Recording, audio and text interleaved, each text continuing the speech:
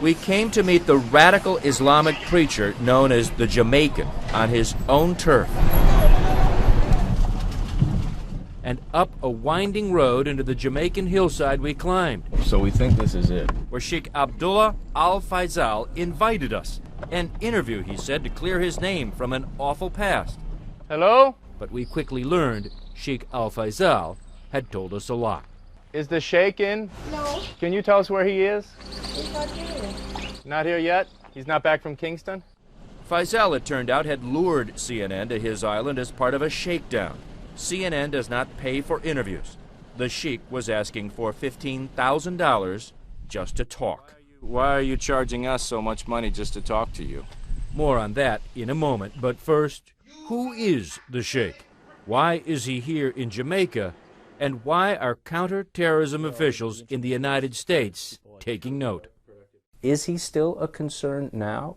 Well, he is a major figure on the radical stage, so he remains someone that we are concerned about, yes. He has been called the hate cleric, urging young Muslim men that the way forward can never be the ballot. The way forward is the bullet.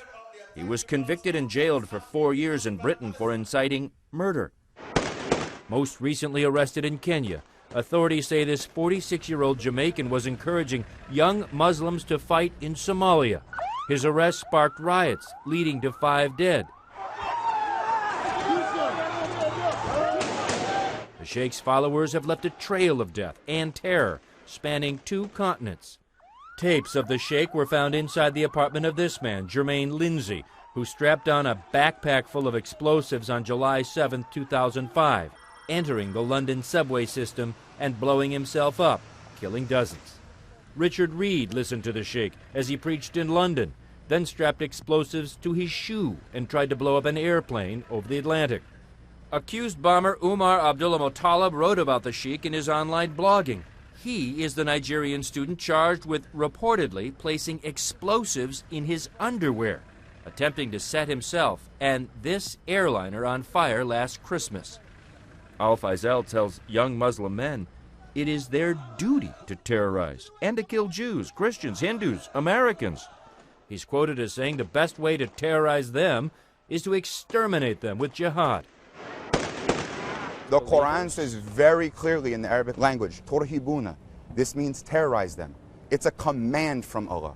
And America continues to spend billions of dollars in its war against Islam. When this New York-based radical told us his command from Allah last year, he was actually quoting the teachings of Shaykh Abdullah al-Faisal. So eager was Kenya to expel the sheikh this year that authorities reportedly spent more than $500,000 chartering a private jet to deport the sheikh back to his homeland, Jamaica. Counter-terrorism officials believe parts of the Caribbean are at risk from radical Islam. The fear is that even isolated down that road in a home, that this Islamic scholar, this preacher of radical Islam, could have an effect on the population here, gather a following, and perhaps influence others to follow the paths of the terrorists who have followed him. It's the reason we came to this island to interview al-Faisal, invited by the sheikh himself, who promised he would explain himself once we arrived. When we did arrive, his new agent explained to us there would be no interview unless we paid $15,000. CNN does not pay for any interviews, but during 3 telephone conversations and 1 face-to-face meeting, the sheikh did try to explain how he was misinterpreted when he said Muslims should fight and kill Jews, Christians, Americans, and Hindus. That was the old sheikh, he told me. I've reformed since then. I'm just asking you, do you feel any guilt at all that these men listened to you and then went out and tried to kill people, and some of them did kill people? They listened to many clerics? Do you feel any guilt that they listened to you? I'm asking you a question, so you will not answer that question right now. He just hung up. He says he won't do the interview. He won't do the interview unless he gets paid, period. And he won't answer that question. There may be good reason the sheikh needs to be paid. He's economically and even socially isolated here. Jamaica is 95% Christian. a religion the Sheikh calls paganism. Outside Sunday services in the community of Hopewell, where the Sheikh has moved, we met village leader Cleveland Wright. I just want to make sure I understand what you're saying. You're saying he's okay, he's welcome to live here, he's welcome to live as a man, but not as a person who would influence. No. The Sheikh finds himself in a sort of exile in his own home country of Jamaica, unable to leave here because no airline will fly him. He's being watched by police and isn't even welcomed by Jamaica's Islamic community. The Islamic Council will not allow the Sheikh to preach in any of Jamaica's dozen or so mosques until he denounces his radical teachings. I have not spoken to him, not even for a minute, since his return to Jamaica.